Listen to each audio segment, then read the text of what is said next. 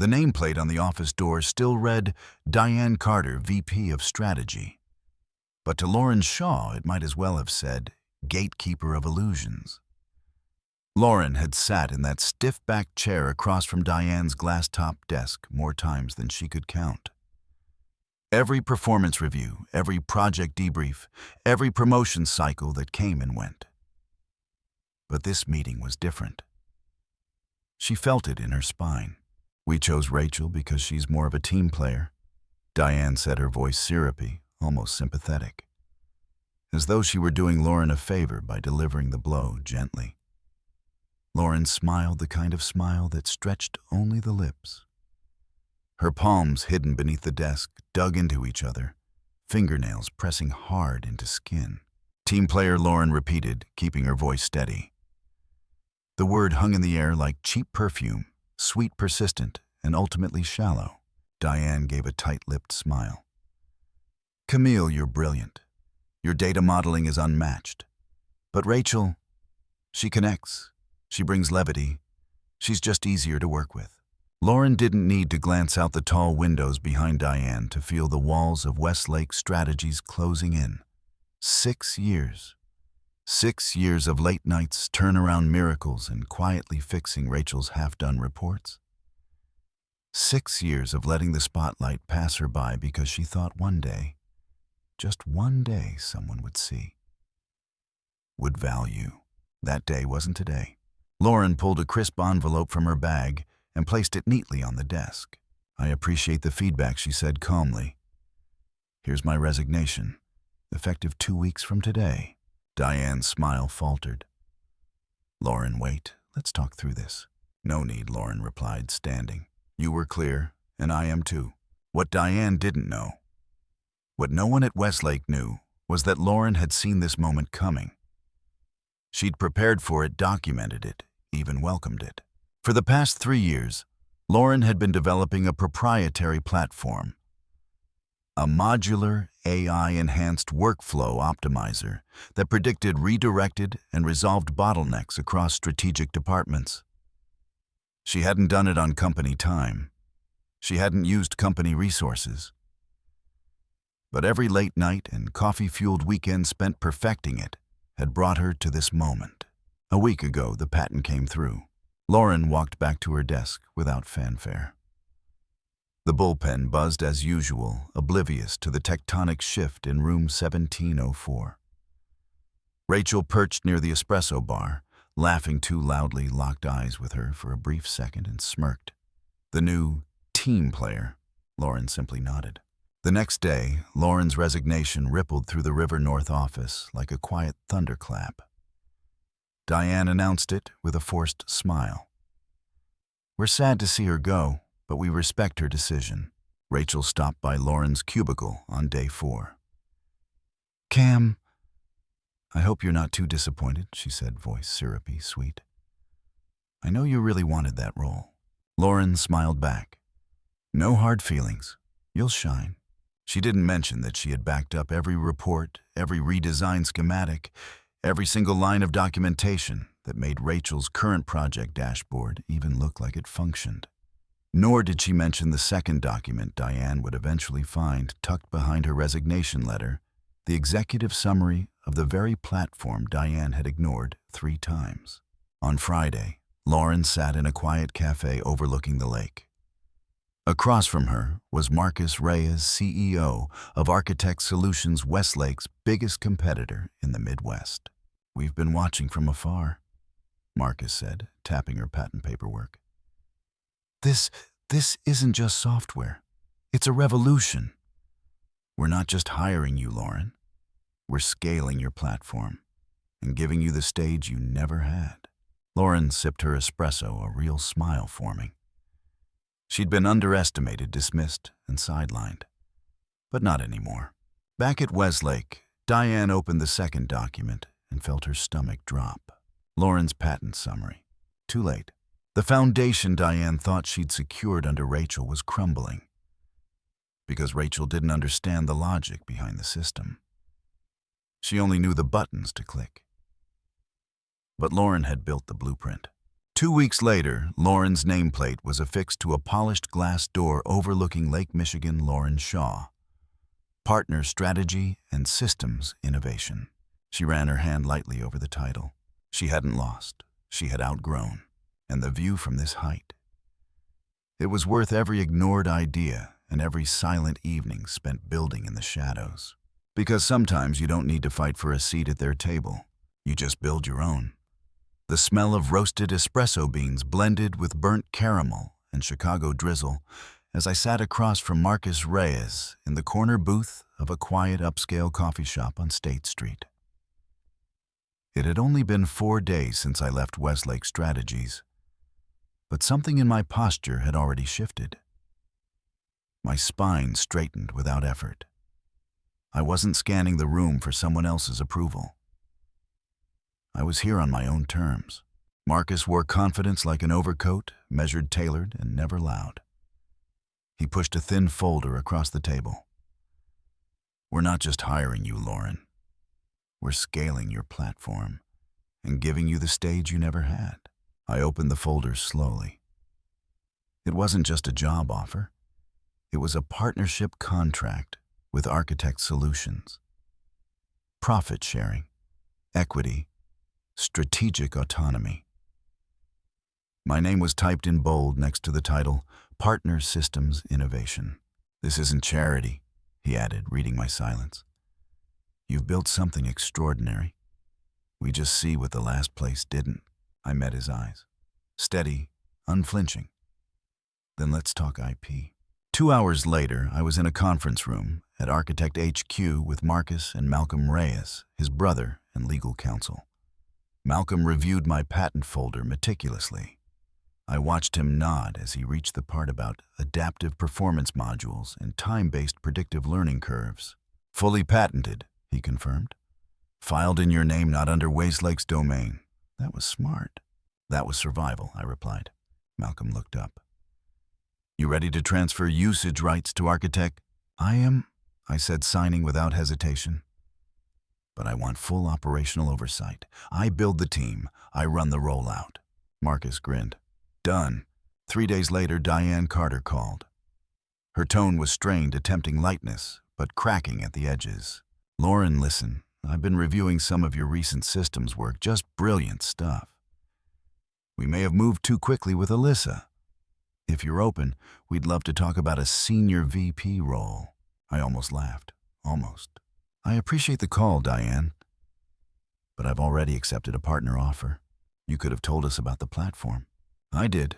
3 times. You dismissed it every time. The call ended soon after. The next week, Diane received a cease and desist letter from Malcolm.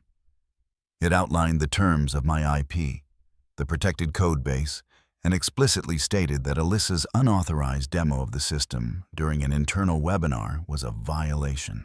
They removed the footage within 24 hours. Meanwhile, I was busy assembling a team. Engineers, UX, strategists, operations specialists. People who didn't need charm to be heard, just ideas. Marcus kept me updated. We've got 3 Fortune 500 firms asking about platform licensing, he said over lunch one afternoon. And we haven't even launched the pilot. In between meetings, I redesigned the user interface, tailored it for enterprise use, and ran simulations that projected savings of $11 million across 4 years.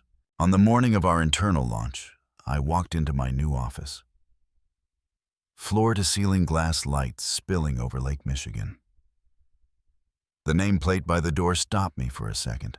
Lauren Shaw, Partner Systems Innovation. No more cubicles. No more shrinking for someone else's comfort. I took a breath, then opened the door. The room welcomed me like it had been waiting. This wasn't about proving Diane wrong.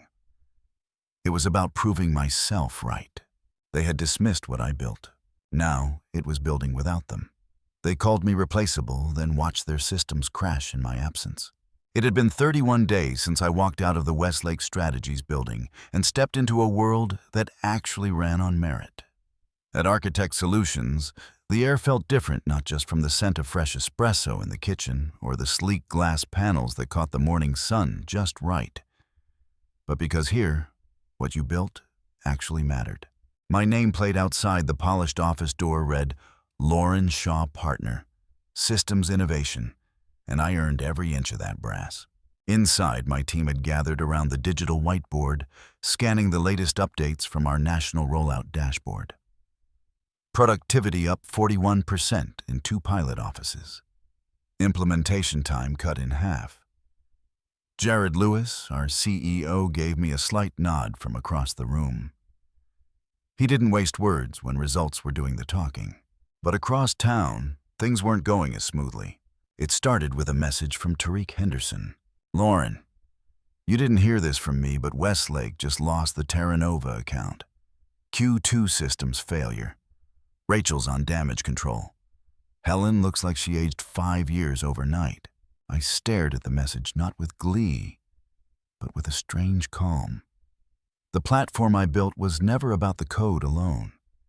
It was the logic, the design, the rhythm of operational flow I had cultivated over years.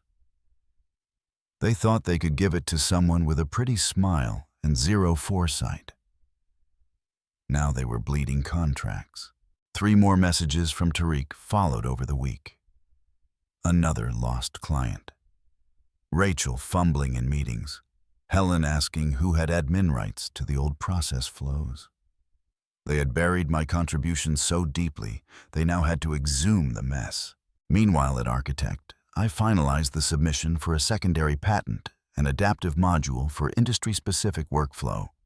Jared personally approved the budget for a beta team, and I handpicked my developers.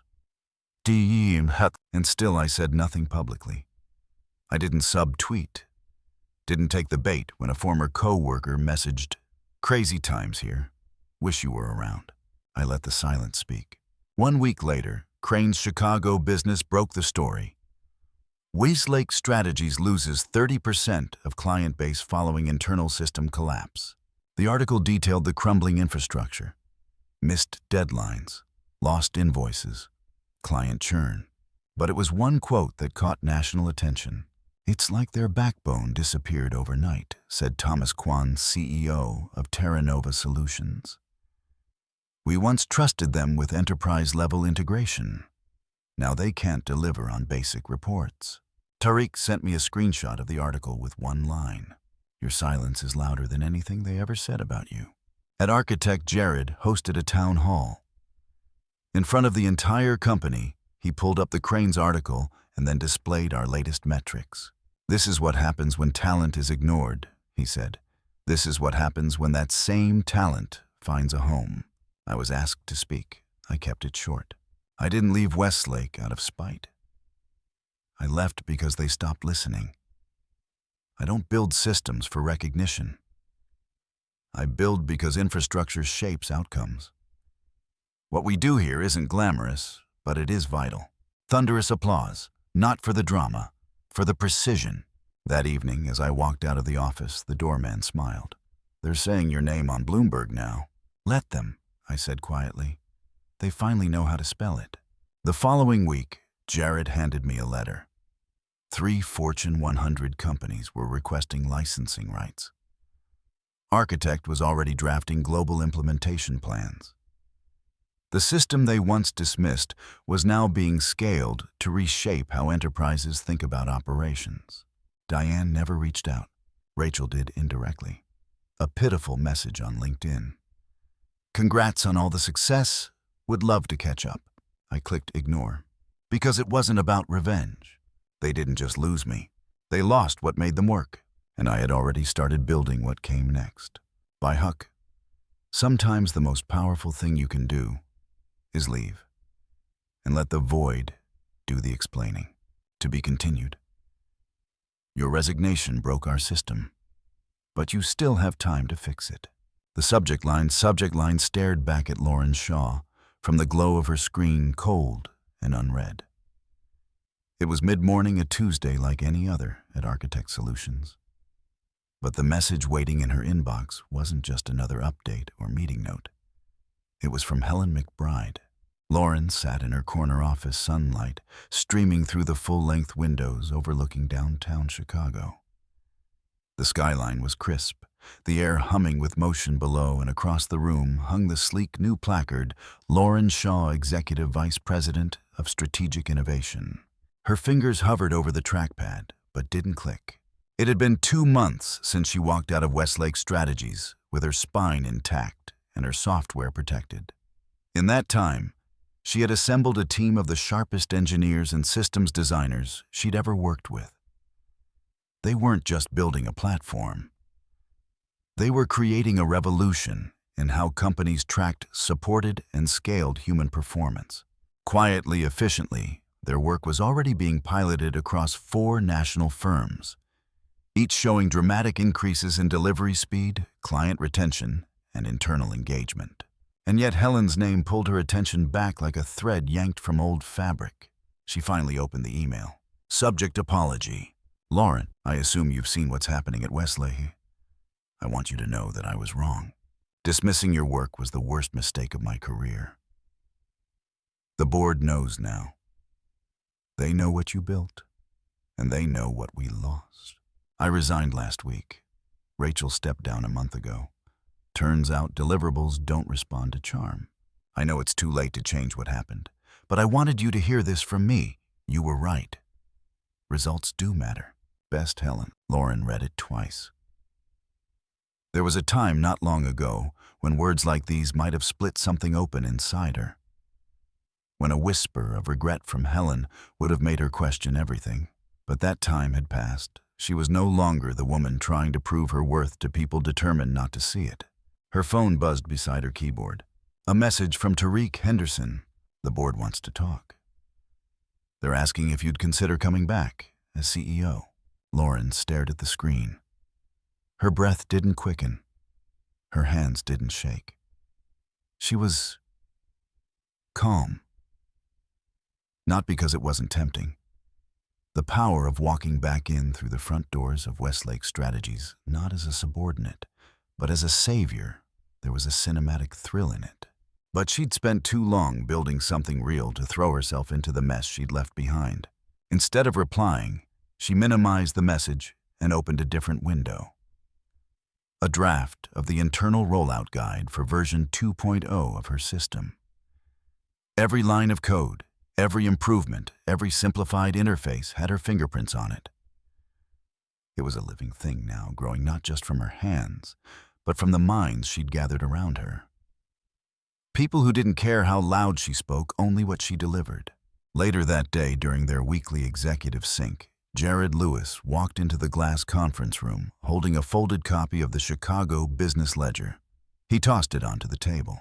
Westlake just announced emergency restructuring, again. Lauren glanced down at the headline, Legacy Firm Stumbles Amid Talent Exodus and System Failures. Jared leaned against the edge of the table.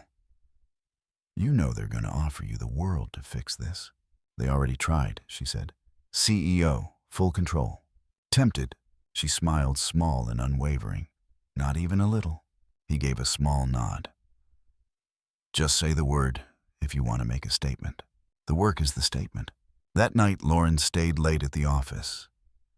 The city lights flickered on, one by one, beyond the windows. Her team had gone home, but she remained rereading the product feedback reports, refining rollout timelines, adjusting training protocols. Not because she had to, because she loved it. Because here no one waited for her to prove herself. They trusted her. At nearly 9 p.m., her phone buzzed again. Voicemail. It was Helen. Lauren, I wanted to try one more time. I know the damage is done, but the company is falling apart. We need you. The clients trusted your system. The team trusted your judgment. You could come back and rebuild it on your terms. Think about it. She ended the call with a sigh, barely masked by the voicemail beep. Lauren didn't call back. The next morning, she drafted her reply to Tariq. It was only one sentence. Tell them I'm right where I need to be. The message was sent. No further explanation, just clarity. That Friday, Architect Solutions held their quarterly all-hands in the 23rd floor auditorium. Jared stepped up to the mic to announce promotions and strategic shifts. As of this week, he said, eyes scanning the crowd, Lauren Shaw will step into the role of Executive Vice President of Strategic Innovation. Applause erupted. Not forced, not polite. Earned. Lauren stood nodded once and took the mic. Her voice was clear. This isn't about proving them wrong. It's about proving ourselves right. That night, as she walked out of the building, Chicago air crisp against her skin, Lauren paused and looked back through the glass doors. Everything she had been told she wasn't. Too serious, too quiet, too focused. Those were the very qualities that got her here. And what came next? She didn't need to ask. She was already building it. I didn't just leave a system behind, I rewrote what leadership looks like. 6 months had passed since Lauren Shaw walked out of Westlake Strategies with a crisp envelope and an even sharper vision. 3 months since she stepped into her new role as Executive Vice President of Strategic Innovation at Architect Solutions. But what she was building now, it was no longer just a system. It was a standard. Her new office overlooked the Chicago skyline, bathed in late spring light. Floor-to-ceiling windows, polished steel, a minimalist desk that hid layers of strategic complexity. Her nameplate gleamed, Lauren Shaw, EVP Strategic Innovation. But what mattered more than the view or the title was the hum of the workspace behind her. A team of thinkers, builders, and creators, each one trusted, heard, and empowered. Architect's system-wide rollout of Lauren's platform, now branded internally as Core, had changed everything. Client retention hit record highs. Implementation time was down by over 50%. And for the first time, divisions that once worked in silos were operating as one cohesive engine. Then came the call from Tarek Henderson. "Just thought you'd want to know," he said.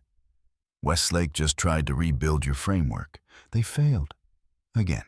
And now they're shopping for vendors, using screenshots of your old dashboards." Lauren's only response was a quiet exhale. But the next challenge wasn't Westlake. It came from someone closer. Marcus Reed, a rising investor, had backed Architect's expansion phase.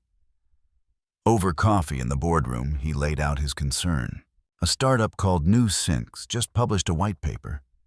"It's familiar," he said, carefully sliding the tablet across. Lauren read the lines of code snippets and structural diagrams. Familiar wasn't the word. It was her code. Stripped, renamed, but hers.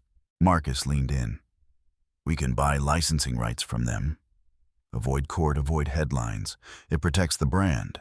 Lauren met his gaze. "You want to pay the thief to keep the peace." Marcus didn't answer.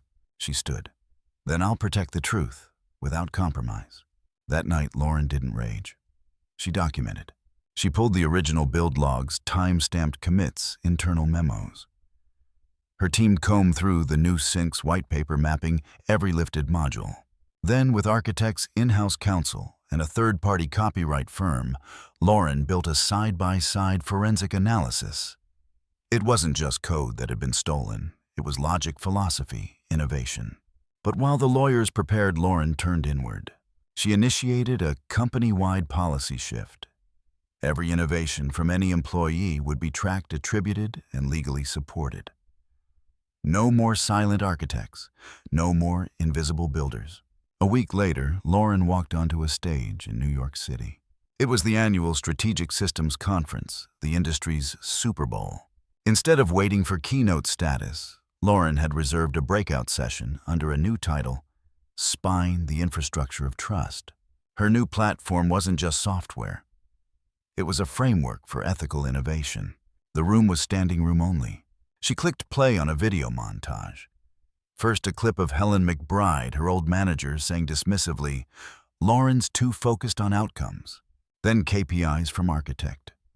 Charts that showed 42% annual growth. Client testimonials, efficiency reports, platform adoption stats.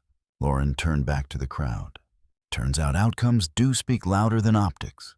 A murmur of knowing laughter rippled through the room. Afterward, journalists hovered. Analysts tweeted. But Lauren didn't linger for the interviews. She had other plans. When Architect Solutions offered to sponsor her keynote at the Women in Enterprise Tech Forum, she declined. Politely. Instead, she hosted a hands-on workshop.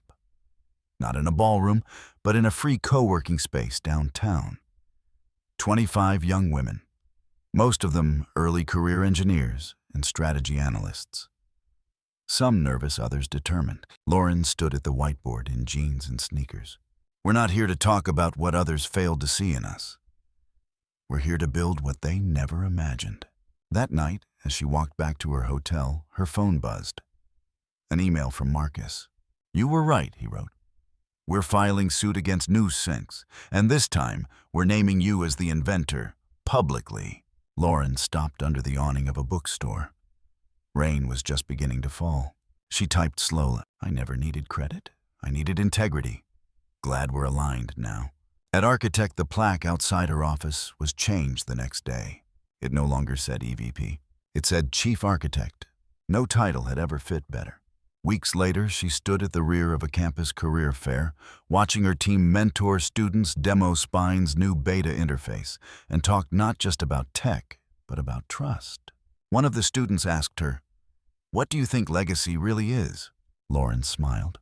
"Legacy isn't what you leave behind," she said.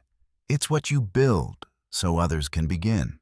And then she stepped back, letting the next voice speak. Because real leaders don't just command rooms, they create them. Lauren Shaw's story isn't just about walking away from a place that failed to see her. It's about building something greater in the silence that followed. She didn't scream accuse or seek revenge. She simply delivered results so powerful, no one could ignore them.